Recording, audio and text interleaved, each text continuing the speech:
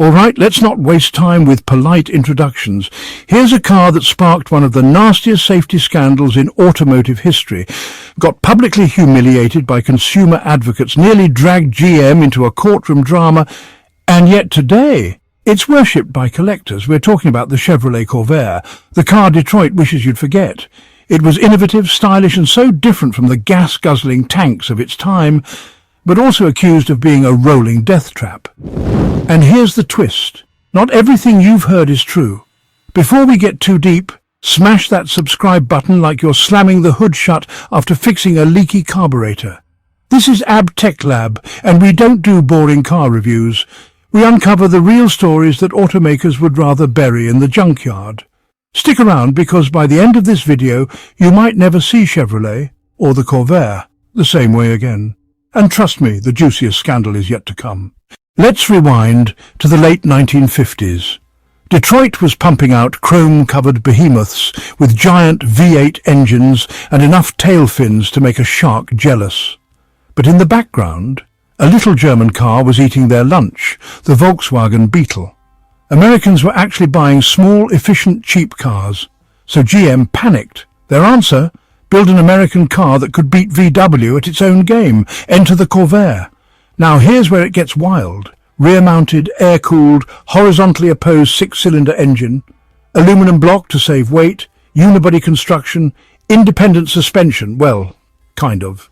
It was like something straight out of Europe, not Detroit. Chevy's engineers actually had guts. They wanted to prove Americans could do smart, not just big.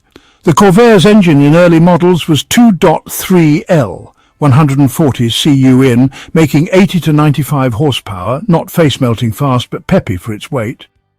And it had a lower centre of gravity for handling. Sounds pretty cool, right? But here's the problem. To keep it cheap enough to fight the Beetle, they cut corners in the worst place. Specifically, that infamous swing-axle rear suspension. It was prone to sudden oversteer if you didn't know how to handle it, especially when loaded. Imagine telling your customers, "It handles great, as long as you read the manual and avoid panicking when it oversteers at 40 miles per hour. But that's just the beginning of GM's questionable decisions. The real dirt comes next. Now let's talk about the bean counters, the folks who saw the engineers' safety plans and said, nah. You see, GM's engineers knew the swing axle design had handling quirks. The solution was cheap and simple. A front anti-roll bar and limiting straps for the rear. It would have cost just a few dollars per car. But in the boardroom, dollars per car multiplied by hundreds of thousands equals a lot of "we can't have that," so they cut it. They deliberately shipped the car with a suspension they knew could jack itself up under hard cornering, tucking a wheel under and causing wild spins. Chevy salesmen even got memos telling them to recommend higher tire pressures in the front than the rear to mitigate the problem. They buried the fix in the owner's manual like a bad secret recipe. That's like selling you a parachute with instructions that say, "Oh, by the way, tie this extra strap or you'll splat." But wait, it gets worse. Because in the early 60s, Chevy sold over 1.7 million Corvairs. That's a lot of potential spin-outs. The car's low price and style lured people in, but the real cost came later when the lawsuits started stacking up. And one man decided to turn those lawsuits into headlines that would haunt GM forever. Stick around, because in the next section, he enters like a wrecking ball. Here's where the story shifts from shady design decisions to full-on courtroom drama. Enter Ralph Nader. In 1965, this young consumer lawyer wrote "Unsafe at Any Speed." The entire first chapter was an indictment of the Corvair. He didn't just call it bad, he called it criminally negligent. He said GM knowingly sold a car that could kill you in a routine swerve. And GM, instead of fixing the car or defending it publicly, they tried to destroy him privately. They hired detectives to follow him, wiretaps, even sent women to try to lure him into scandal. It was like a bad spy movie, except it was real. When the story broke, GM's president had to apologize before Congress. Nader went from unknown lawyer to national hero overnight. Corvair sales tanked. The car's reputation was beyond repair. But here's the kicker most people don't know. By 1965, the same year Nader's book dropped, Chevrolet had already fixed the suspension. They redesigned it with a fully independent rear closer to the Corvette's. It actually handled well, but it didn't matter. The damage was done. Nader's book made the Corvair the poster child for unsafe cars, even though, ironically, the redesigned models were safer than half the stuff on the road. And if you think that's unfair, wait until you hear what the government itself found years later. Here's the part they don't teach in Car History 101. Between 1971 and 1972, the National Highway Traffic Safety Administration actually decided to test the Corvair, specifically the early 1963 model Nader had attacked. They compared it to other compact cars of its time, Ford Falcon, Plymouth Valiant, Dodge Dart, and yes, the VW Beetle. Guess what they found?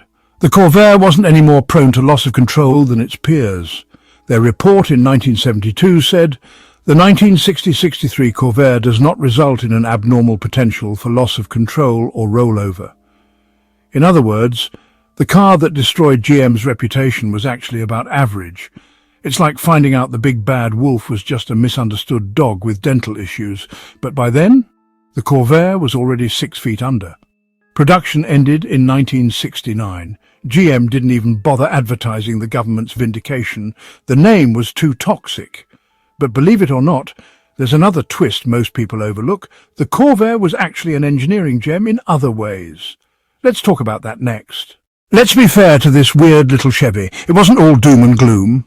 This thing was shockingly advanced for an American car in 1960, all-aluminum flat-six engine, rare at the time, air-cooled design, unibody construction for better rigidity and lower weight, independent suspension at all four corners, rear weight bias for traction on snow, even if it gave you surprise drift mode in corners. And then there was the Corvair Monza and Corsa Turbo. That turbocharged engine cranked out 180 horsepower in the mid-60s compact class. That was spicy. It was the first production turbocharged car from a major American manufacturer. Chevy didn't just slap on a turbo to say they did it. They engineered it to be drivable, reliable-ish, and fun. Ask anyone who's driven a well-kept Monza or Corsa, they're a blast. And they looked good too. The 1965 redesign with the sleek new body was so pretty, even Enzo Ferrari called it one of the most beautiful American cars ever. Not bad for a car people love to hate. And there's one last thing you need to know before we wrap this up. Something that might just change how you see the Corvair forever. So what's the real secret of the Chevrolet Corvair? It wasn't just a dangerous lemon or an engineering marvel. It was both. It was the story of GM's ambition, trying to beat the Europeans at their own game. It was also the story of corporate greed, cutting corners on safety. It was the victim of bad PR, and proof that one man with a typewriter could bring the world's biggest company to its knees. But it also forced Detroit to take safety seriously. In a weird way, the Corvair's scandal saved lives. Not because it killed so many, but because it scared automakers into building better cars. Today, it's a cult classic. Values are rising. Enthusiasts love them, because in the end, the Corvair wasn't just a car. It was a turning point, a lesson, and maybe a reminder that progress always comes with a price. If you enjoyed this deep dive into one of America's most controversial cars, don't forget to subscribe to Abda Tech Lab for more automotive stories, secrets, and the weird stuff they don't put in the sales brochures. Thanks for watching, and keep those wheels turning.